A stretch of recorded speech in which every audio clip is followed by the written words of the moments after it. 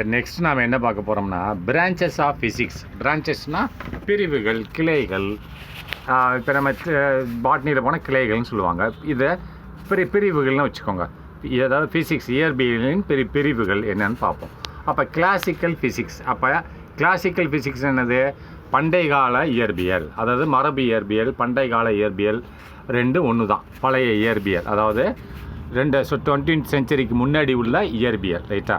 அப்போ refers to the traditional physics that was recognised அப்படின்றான். Refers to தான் அதை சார்ந்து, அதை குறிக்கிறது. எதை? Traditional physics. அப்போ ட்ரெடிஷ்னல் ஃபிசிக்ஸ் என்னது? பாரம்பரிய. ட்ரெடிஷ்னலாக நம்ம ஏற்கனவே படிச்சிருக்கோம், பாரம்பரிய இயற்பியல் அப்படின்றான். இது 20th செஞ்சுரிக்கு முன்னாடி உள்ளது, ரைட்டா? பாரம்பரிய இயற்பியலை குறிப்பன, அதாவது ரெஃபர்ஸ்னால் குறிக்கிறது. தேட் அவை என்னவென்றால் தட் வாஸ் ரிகக்னைஸ்டு. ரிகக்னைஸ்டுன்னு சொன்னால் என்னது? அனுமதிக்கப்பட்டுள்ளது, அவைகள் அங்கீகரிக்கப்பட்டுள்ளது. அந்த பாரம்பரிய ஃபிசிக்ஸ் என்ற இயற்பியல் அங்கீகரிக்கப்பட்டுள்ளது. மற்றும் அது டெவலப்டுனா அது முன்னேறியுள்ளது. எப்படி?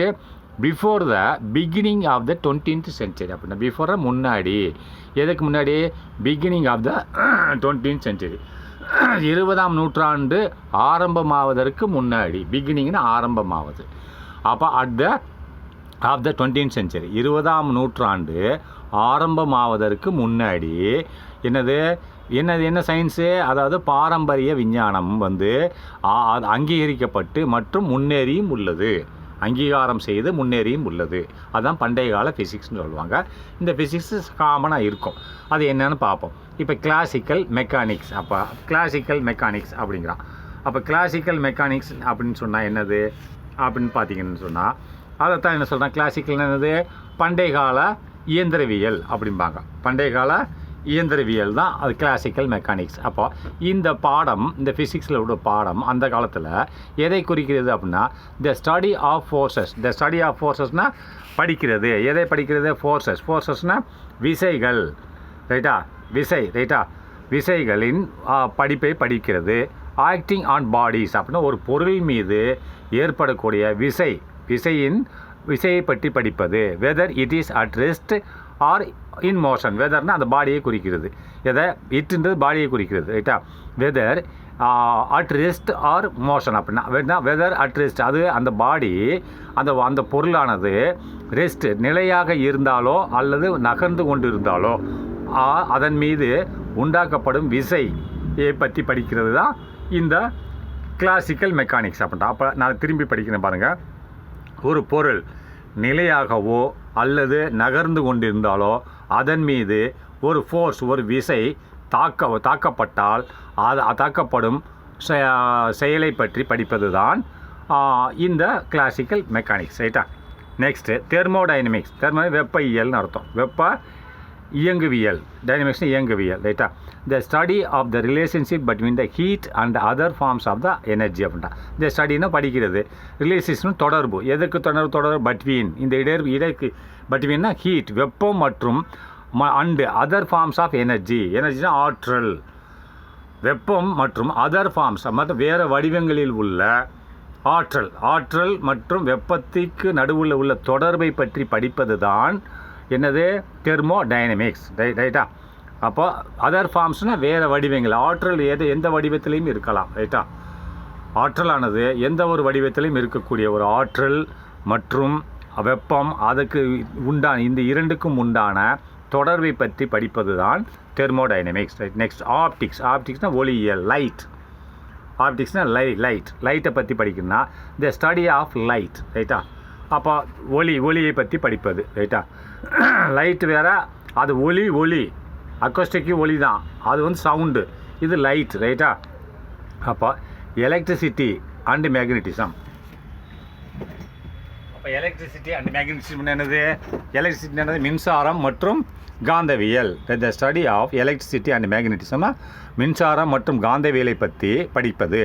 அண்ட் தர் மியூச்சுவல் ரிலேஷன்ஷிப் இரண்டுக்கும் நடுவில் உள்ள ஒரு ஒத்த தொடர்பால் எப்போயும் ரிலேஷன்ஷிப் இருக்கும். மேக்னெட்டிக்கும் எலக்ட்ரிசிட்டிக்கும் ஒரு நல்ல ஒரு ரிலேஷன்ஷிப் இருக்கும், ஒரு தொடர்பு இருக்கும். அதான் மியூச்சுவல் ரிலேஷன்ஷிப். ஒன்றுக்கு ஒன்று நடுவில் உள்ள, மியூச்சுவல்னால் இரண்டுக்கும் நடுவில் உள்ள ஒரு தொடர்பை பற்றி படிப்பது, ரைட்டா? அடுத்து நெக்ஸ்ட்டு அக்வஸ்டிக்ஸ்னால் சவுண்டு, இது ஒலி தான், இது ஒலி வேறு, அந்த ஒலி வேறு, ரைட்டா. Acoustics sound, the study of the production and propagation of sound waves. Sound ஒலி அலைகள். சவுண்டு வந்து ஒலியில் தானே, அலைகள் தானே போகும், ரைட்டா. அது எப்படி தயார் ஆகிறது, எப்படி வந்து உண்டாக்கப்படுகிறது, எப்படி செல்கிறது. ப்ரொபகேஷன்னா செல்லுகிறது. அதை சவுண்ட் வேவ்ஸ் ஒலி அலைகள் எவ்வாறு உண்டாகிறது மற்றும் செல்கிறது என்பதை பற்றி படிப்பது தான் அக்வாஸ்டிக்ஸ், ரைட்டா. அடுத்து ஆஸ்ட்ரோஃபிசிக்ஸ். ஆஸ்ட்ரோனால வான்வியல், ரைட்டா. அதை விண்ணுலகத்தை பற்றி படிக்கும். விண்ணுலக ஃபிசிக்ஸ், இயற்பியல்னு சொல்கிறோம். அப்போ விண்ணுலக இயற்பியல் என்பது என்னது? The branch of physics. இது ஒரு ஃபிசிக்ஸில் உள்ள ஒரு பகுதி. விச் டீல்ஸ், இது குறிக்கிறது, எதை குறிக்கிறது? With study of the physics. அப்போ இது விச் டீல்ஸ்னு இது சொல்லுகிறது, குறிக்கிறது. த ஸ்டடி ஆஃப் ஃபிசிக்ஸ், இது வந்து ஃபிசிக்ஸோட ஒரு படிப்பை குறிக்கிறது. அது என்ன படிப்பு? Of astronomical bodies. Astronomical bodies என்னது? விண்ணுலக பொருட்கள். அதாவது விண்ணுலக பொருட்கள் என்னது? சந்திர மண்டலம், சூரிய மண்டலம், இதை பற்றி படிக்கிறதுக்கு படிப்பதை பற்றி குறிப்பது தான் அஸ்ட்ரோஃபிசிக்ஸ், ரைட்டா. அப்போ நெக்ஸ்ட்டு ரிலேட்டிவிட்டினா தொடர்பு, ரைட்டா. ரிலேட்டிவிட்டின்னு என்னென்னு பார்ப்போம், ரைட்டா. ரிலேட்டிவிட்டி அப்படின்றது வந்து ஒரு தொடர்பு சம்மந்தமான ஒரு ஃபிசிக்ஸ். தொடர்பு ஃபிசிக்ஸ்னு சொல்லலாம். அப்போ இதில் என்ன இருக்குதுன்னு பார்ப்போம். இது என்ன சொல்லியிருக்கேன் அப்படின்னு பார்த்தீங்கன்னா, ரிலேட்டிவிட்டி ஃபிசிக்ஸ் அப்படின்னா one of the branches of theoretical physics. இது வந்து ஒரு பிரிவாக இருக்கிறது. எதனோட பிரிவு? One of the branch. பல பிரிவுகளில் இது ஒரு பிரிவு. எது? Relativity physics. எதனோட கோட்பாடுகள், ஃபிசிக்ஸ் கோட்பாடுகளில் ஒரு பிரிவாக இருக்கிறது. தியரிட்டிக்கல் ஃபிசிக்ஸ்னால் ஃபிசிக்ஸ் இயற்பியலின் கோட்பாடுகளில் இது பல கோட்பாடுகளில் இது ஒரு கோட்பாடாக இருக்கிறது. விச் டீல்ஸ்னால் அது குறிப்பிடுகிறது. எதை குறிப்பிடுறது? Within the relationship between the space time and energy particularly with respect to objects moving in different ways. நல்லா பார்த்துக்கோங்க. ரிலேட்டிவிட்டின்னா தொடர்புள்ள ஒரு ஃபிசிக்ஸ். அப்போ இது என்ன சொல்ல? One of the branches of theoretical physics. அப்படின்னா ஃபிசிக்ஸ்ன்றது இயற்பியலோட கோட்பாடுகளில் இது ஒரு பிரிவாக இருக்கிறது. விச் டீல்ஸ், இது விளக்குகிறது. டீல்ஸ்னால் விளக்குகிறது, குறிக்கிறது, ரெண்டு ஒன்று தான். விச் டீல்ஸ்னால் விளக்குகிறது. த ரிலேஷன்ஷிப், தொடர்பை விளக்குகிறது. எதனோட தொடர்பு? பட்வீன் ஸ்பேஸ்னால் இடைப்பட்ட தூரம், ரெண்டு ஆப்ஜெக்டின் இடைப்பட்ட தூரம், அது மூவ்மெண்ட் ஆகக்கூடிய டைம் மற்றும் எனர்ஜி, அதனோட ஆற்றல், இந்த மூன்றுக்கும் நடுவில் உள்ள தொடர்பை. ஸ்பேஸ்னால் இடைப்பட்ட தூரம், டைம் நேரம் மற்றும் எனர்ஜி ஆற்றல், இந்த மூன்றுக்கும் நடுவில் உள்ள தொடர்பை இது விளக்குகிறது. ரிலேஷன்ஷிப், ரைட்னா. பர்டிகுலர் உதாரணமாக with respect to objects moving in different ways அப்படின்னா வித் பர்டிகுலர் முக்கியமாக வித் ரெஸ்பெக்ட் டு த மூவிங்னா நகர்ந்து செல்லும் ஒரு பொருள். With objects moving in different waves அப்படின்னா பல வழிகளில் நகர்ந்து செல்லும் ஒரு பொருளோட நேரம், காலம், அதனோட தூரம், இந்த மூன்றுக்கும் எனர்ஜி, ஆற்றல், இதுக்கு நடுவில் உள்ள தொடர்பை விளக்குவது தான் ரிலேட்டிவ் ஃபிசிக்ஸ்ன்னு சொல்கிறாங்க, ரைட்டா. அடுத்து மாடர்ன் ஃபிசிக்ஸ், நவீன கால இயற்பியல். அப்போ நவீன கால இயற்பியல் எதை குறிக்கிறது? ரெஃபர்ஸ்னால் குறிக்கிறது. த கன்செப்ட்னா கருத்து. இன் ஃபிசிக்ஸ் இயற்பியலின் கருத்தை குறிக்கிறது. என்ன கருத்து அப்படின்னா, தேட் சொல்கிறான் பாருங்கள், that have surfaced since the beginning of the 20th century அப்படின்ட்டா. தேட் ஹேவ் அது குறிக்கிறது. தேட் ஹேவ் சர்ஃபேஸ்டு அப்படின்னு சொல்கிறான். சர்ஃபேஸ்டு அப்படின்னு சொல்லி வரும்போது அப்படின்னு வெளிப்படுகிறதுன்னு அர்த்தம். சர்ஃபேஸ்னால் வெளிப்படுகிறது. அது எது இந்த மாடர்ன் சயின்ஸ் நவீன கால விஞ்ஞானம் என்பது ரெஃபர்ஸ்னால் குறிக்கிறது. த கன்செப்ட் ஆஃப் ஃபிசிக்ஸ் இயற்பியலின் கருத்தை குறிக்கிறது. அந்த கருத்து என்னது?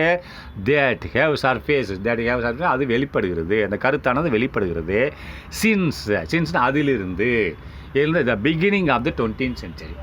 அப்போ 20th century ஆரம்பிக்கும் போதிலிருந்து இந்த விஞ்ஞானம் வெளிப்படுகிறது. அது 20th century ஆரம்பிக்கிறதுக்கு முந்தி கிளாசிக்கல் ஃபிசிக்ஸ். இது 20th century ஆரம்பித்த பின்னாடி இப்போ நடைமுறையில் உள்ளதை குறிக்கிறது, ரைட்டா.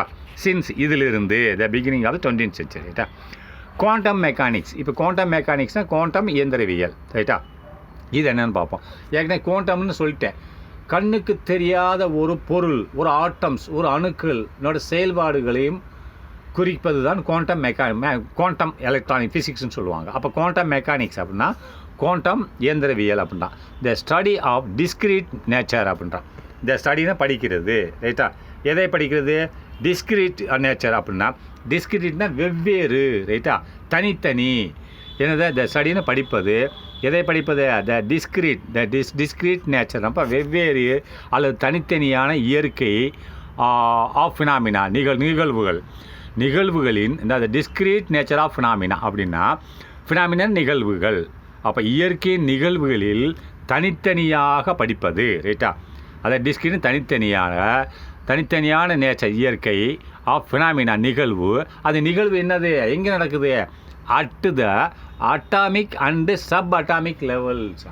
அணு மற்றும் உட்கரு அணுவில் நடக்கக்கூடிய, அணுன்றது கணக்கு தெரியாது, அணு மற்றும் உட்கரு அணுவில் நடக்கக்கூடிய நிகழ்வுகள், ஃபினாமினாவின் இயற்கை பல்வேறு டிஸ்கிரீட் நேச்சர், பல்வேறு இயற்கை செயல்பாடுகளை பற்றி படிப்பது தான் குவாண்டம் மெக்கானிக்ஸ் நகர்வுகள், ரைட்டா? இயந்திரவியல், ரைட்டா? அப்போ அது ஸ்டடி. இது என்னது? டிஸ்கிரீட்னா பலதரப்பட்ட பல்வேறு இயற்கையான நிகழ்வுகள் எங்கே நடக்கிறது? ஆட்டம் மற்றும் சப் அட்டாமிக் லெவல், ஆட்டத்திலேயோ அல்லது உட்கரு ஆட்டத்தில் நடப்பதை பற்றி படிக்கிறது தான் இது. நெக்ஸ்ட் அட்டாமிக் ஃபிசிக்ஸ்னால் அணுக்கரு இயல்பியல், ரைட்டா? அதானே அட்டாமிக் ஃபிசிக்ஸ்ன்றது. அணு இயல்பியல், ரைட்டா? The branch of physics. இது வந்து ஒரு ஃபிசிக்ஸில் ஒரு பிரிவு. விச் டீல்ஸ், இது குறிக்கிறது, இது விளக்குகிறது with the structure and properties of atom அப்படின்னா. இது என்ன விளக்குகிறது? அணுவோட ஸ்ட்ரக்சர், வடிவமைப்பு மற்றும் குணநலங்களை விளக்குகிறது. ஸ்ட்ரக்சர்ன வடிவமைப்பு, ப்ராப்பர்ட்டின குணநலங்களை விளக்குகிறது. அப்போ நியூக்ளியர் ஃபிசிக்ஸ். அப்போ இது ஒரு ஃபிசிக்ஸ், பிரான்ச் ஆஃப் ஃபிசிக்ஸில் ஒரு பிரான்ச், ஒரு பிரிவு. விச் டீல்ஸ்னால் இது குறிக்கிறது, விளக்குகிறது, சொல்லுகிறது. எதை? வித் த ஸ்ட்ரக்சர், ஒரு அமைப்பு மற்றும் ப்ராப்பர்ட்டிஸ், குணநலங்கள் and reaction of the nucleus of atom. ரியாக்ஷன்னா செயல்பாடுகள், வினைபுரிதல். அப்போ ஆஃப் நியூக்ளியே ஆஃப் ஆட்டம், அணுவில் உள்ள நியூக்ளியஸ் இருக்கு இல்லையா, அதனோட செயல்பாடுகள், குணநலங்கள், அமைப்பு, இதை பற்றி படிக்கிறது தான் நியூக்ளியர் ஃபிசிக்ஸ், ரைட்டா? Next condensed matter of physics. Condensed என்னது? சுருக்கப்பட்டுள்ள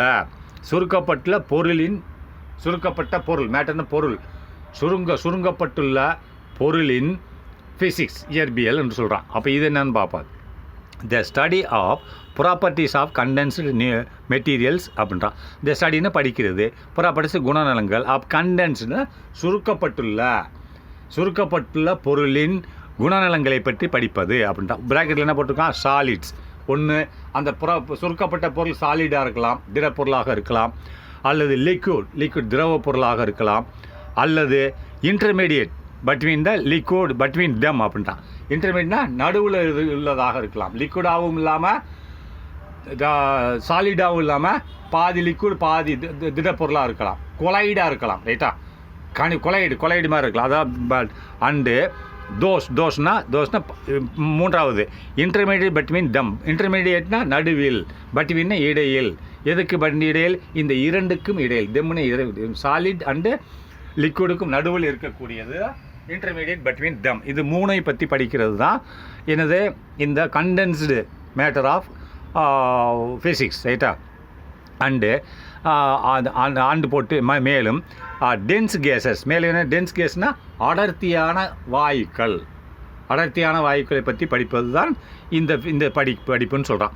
இட் பிரான்ச்சஸ். இதுக்குள்ளே பிரிவுகள் இருக்குது. எதுக்குள்ளே பிரிவுகள் இருக்குது? கண்டென்ஸ்டு மேட்டர் ஆஃப் ஃபிசிக்ஸ்ன்ற ஒரு படிப்புக்குள்ளேயும் பிரிவுகள் இருக்கிறது. என்னது? It branches. இதற்குள்ளே உள்ள பிரிவுகள் என்னது? Into various subdivisions. இன்னும் பலதரப்பட்ட உட்பிரிவுகள் இதுக்குள்ளே இருக்குது. எதுக்குள்ள? ஃபிசிக்ஸில் உள்ள ஒரு பிரிவு தான் இது கண்டென்ஸ்டு மேட்டர் ஆஃப் ஃபிசிக்ஸு. அது இந்த கண்டென்ஸ்டு மேட்டர் ஆஃப் ஃபிசிக்ஸ்குள்ளேயே உட்பிரிவுகள் இருக்கிறது. அப்போ இட் பிரான்ச்சஸ்னால் இது பிரான்ச்சஸ்னால் இது பிரிகிறது. எது? இந்த கண்டென்ஸ் இது பிரிகிறது. எவ்வாறாக? இன்டு வேரியஸ் சப்டிவிஷன்ஸ், பலதரப்பட்ட உட்பிரிவுகளாக பிரிகிறது. அப்போ இதுக்குள்ளே ஏகப்பட்ட உட்பிரிவுகள் சயின்ஸில் இருக்கிறதுன்றான். அது என்னதுன்னா இன்க்ளூடிங் டெவலப்பிங் ஃபீல்ட்ஸ்னால் டெவலப்பிங்னா அதாவது முன்னேறக்கூடிய, இன்க்ளூடிங்னா அடங்கியுள்ளது, அதுக்குள்ளே அடங்கியுள்ளது. எது அடங்கியுள்ளது? டெவலப்பிங் ஃபீல்ட்ஸ் சச்சஸ் நேனோ சயின்ஸ் அப்படின்னு. டெவலப்பிங்னா வளர்ச்சி அடையக்கூடிய தொழில். ஃபீல்டுன்னு என்னது? வளர்ச்சி அடைக்க துறை, வளர்ச்சி அடையக்கூடிய துறையாகிய சச்சஸ் நேனோ சயின்ஸ். நேனோ சயின்ஸு இதில் உள்ள ஒரு பிரிவுன்றான், நேனோ சயின்ஸுன்றான். அப்போ நேனோ சயின்ஸ்னு என்னது அப்படின்னு பார்த்தீங்கன்னா, ஒரு பொருள் அது 10⁻6 இருக்கா. நேனோன்னு என்னது 10⁻6 ரைட்டா. அப்போது 10⁻6 அப்படின்னா 1/6 போட்டால் அது எவ்வளோ சின்ன பொருள், கண்ணுக்கும் தெரியாது, மைக்ரோஸ்கோப்பும் தெரியாது, அவ்வளோ சின்ன பொருள்களை பற்றி படிக்கக்கூடிய சயின்ஸ் தான் நேனோ சயின்ஸ். நேனோ சயின்ஸ் என்னது 10⁻6 ரைட்டா. 10⁻6னால் அது கண்ணுக்கே தெரியாது, மைக்ரோஸ்கோப் கூட தெரியாது, அந்த பொருளை பற்றி படிக்கக்கூடிய படிப்பு தான், படிப்பை பற்றி படிக்கலாம், அதனோட வளர்ச்சி என்ன அப்படின்ட்டு படிக்கிறது தான் இது நேனோ சயின்ஸ். அது இதுக்குள்ளே ஒரு உட்பிரிவு ரைட்டா. அண்டு ஃபோட்டானிக்ஸ்னு ஒன்று இருக்குது ரைட்டா. ஃபோட்டானிக்ஸ் என்னது, ஃபோட்டான் என்னது லைட் ரைட்டா. ஃபோட்டானா லைட் ஆப்டிக்ஸ்னு படிக்கிறீங்களா, ஆப்டிக்ஸில் ஒரு உட்பிரிவு தான் ஃபோட்டானிக்ஸ். அப்போது இது எதில் அடங்கியிருக்குது, கண்டென்ஸ்டு மேட்டர் ஆஃப் ஃபிசிக்ஸில் இருக்குது இந்த ஒரு உட்பிரிவு. அப்போது ஃபோட்டானிக்ஸ்னால் இந்த லைட்டு எந்த மாதிரி மூலக்கூறுகளில் செல்லுகிறது, லைட் வெளிச்சம் வருது சூரியன்லேருந்து இங்கே வருது, அது எப்படி வருதுங்கிறது, எந்த மூலக்கூறுகள் மூலமாக வருகிறது, அதான் ஃபோட்டானிக்ஸ். அதை பற்றி படிக்கிறது தான் ஃபோட்டானிக்ஸ் ரைட்டா. அதாவது ஃபோட்டான் சொல்கிறோம்ல, through photon light will be டிரான்ஸ்மிட்னு சொல்கிறோம்ல, அதை பற்றி படிக்கிறது தான் ஃபோட்டானிக்ஸ் எக்ஸெட்ரா. இதெல்லாம் எதனோட உட்பிரிவுகள், கண்டென்ஸ்டு மேட்டர் ஆஃப் ஃபிசிக்ஸோட உட்பிரிவுகள். இட் கவர்ஸ் அப்படின்னா இது அடக்கியுள்ளது, இது கவர்ஸ்னால் இதுக்குள்ளே இருக்குதுன்னு அர்த்தம். It covers the basic of materials science அப்படின்னு. பேசிக் ஆஃப் மெட்டீரியல்ஸ்னால் பேசிக்னா அடிப்படை பொருள்களை வைத்துள்ளது, கவர்ஸ்னால் வைத்துள்ளதுன்னு அர்த்தம். இந்த இடத்துல அப்படி போடுங்க, இது வைத்துள்ளது எதை, அடிப்படை பொருள்களை வைத்துள்ளது, ஆஃப் சயின்ஸ் விஞ்ஞானத்தின் அடிப்படை பொருள்களை இது வைத்துள்ளது.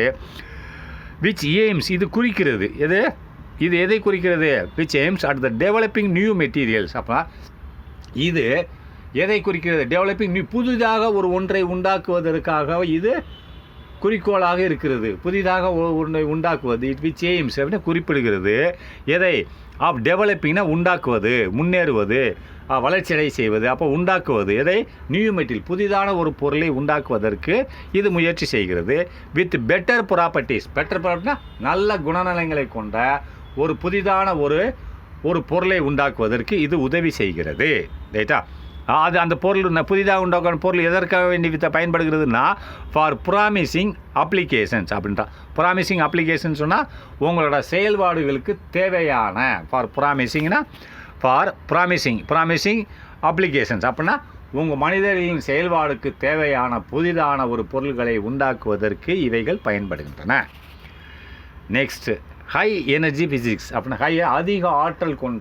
அதிக ஆற்றல் இயற்பியல்னு சொல்கிறாங்க. அதிக ஆற்றல் இயற்பியல் ஹை எனர்ஜி ஃபிசிக்ஸ் அப்படின்னு சொன்னால் த ஸ்டடி, இது எதை படிக்குதுன்னு சொன்னால் இந்த படிப்பானது the nature of the particles அப்படின்னா ஒரு துகள்களின் குணநலங்களை பற்றி படிப்பது தான் எது, ஹை எனர்ஜி ஃபிசிக்ஸ் அப்படின்னா. ஹை எனர்ஜி ஃபிசிக்ஸ் அப்படின்னா அதிகமான ஆற்றல் கொண்ட இயற்பியல், அதிகமான ஆற்றலாகிய இயற்பியல் என்பது எதை குறிக்கிறது அப்படின்னு பார்த்தீங்கன்னா the study of the nature of the particles அப்படின்னா இந்த பார்ட்டிக்கிளில் உள்ள இயற்கையை பற்றி படிப்பது. நெக்ஸ்ட்டு த பேசிக் ஆஃப் கிராவிடேஷன்னா அடிப்படை எது, கிராவிடேஷன் என்னது, புவியீர்ப்பு சக்தியின் அடிப்படை ஆதாரங்கள். த பேசிக் கிராவிடேஷன் சொல்லும்போது புவியீர்ப்பு சக்தியின் அடிப்படை ஆதாரம் என்னவென்றால், அண்டு மேலும் இட்ஸ் கன்சிக்வன்ஸ் அப்படின்னு, கன்சிக்வன்ஸ்னு சொன்னால் அதனோட தொடர்ச்சி ரைட்டா.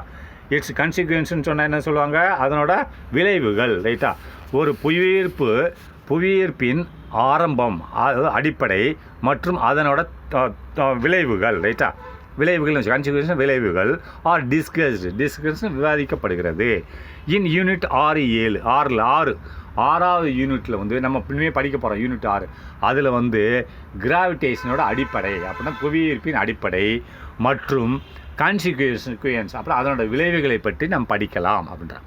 அப்போ ஓல்டர் பிரான்ச் ஆஃப் ஃபிசிக்ஸ், அப்போ ஓல்டர் பிரான்ச்சாக பழைய பிரிவுகள், ஃபிசிக்ஸ் இயற்பியலின் பழைய பிரிவுகள் சச்சஸ் உதாரணமாக டிஃப்ரெண்ட் ப்ராப்பர்ட்டிஸ் ஆஃப் மேட்டர்ஸ். டிஃப்ரெண்ட்னா பலதரப்பட்ட குணநலங்களை கொண்ட ஒரு பொருளின் பலதரப்பட்ட குணநலங்களை கொண்ட, அதாவது ஓல்டர் பிரான்ச் ஆஃப் ஃபிசிக்ஸ் இயற்பியலின் பழைய